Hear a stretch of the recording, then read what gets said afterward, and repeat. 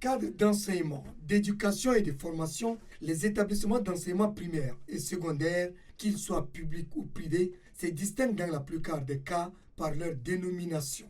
Des noms qui traduisent le plus souvent des idées et des comportements que les autorités en charge de l'éducation nationale et de la promotion civique veulent inculquer dans l'esprit des apprenants durant leur formation au sein de ces établissements scolaires.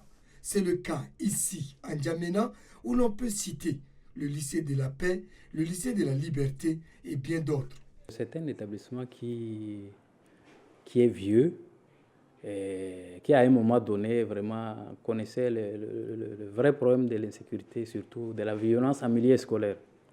Et donc, cette violence aurait peut-être guidé nos autorités à vouloir combattre d'abord dans un premier temps, peut-être à vouloir combattre ce phénomène.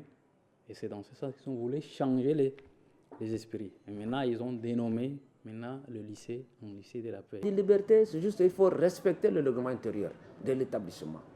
Tout ce qui est dans le règlement intérieur, nous, on a fait sortir l'extrait du règlement intérieur affiché dans la classe. C'est ça.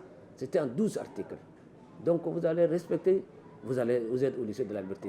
Quand vous échappez d'autres, vous êtes libre de partir facilement.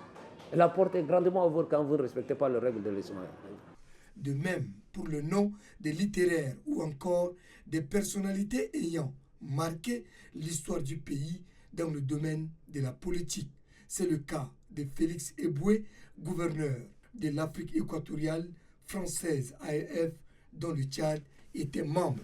Le lycée a été bâti au nom du lycée Félix Eboué, pour dire que les cadres qui vont sortir de cet établissement soient à l'exemple de Félix Eboué. Même cadre de figure pour les établissements d'enseignement privés où les fondateurs se réfèrent aux mots et noms qui marquent la qualité d'un être humain, d'un animal ou d'une chose. En exemple, le complexe scolaire Palmarès et le lycée Amoul. Dans le village Amoul, les grosses dattes succulentes est très appréciée. Raison pour laquelle nous avons décidé de dénommer l'établissement Amoul. Nous voulons à ce que les élèves aussi gagnent toujours ces prix de l'excellence.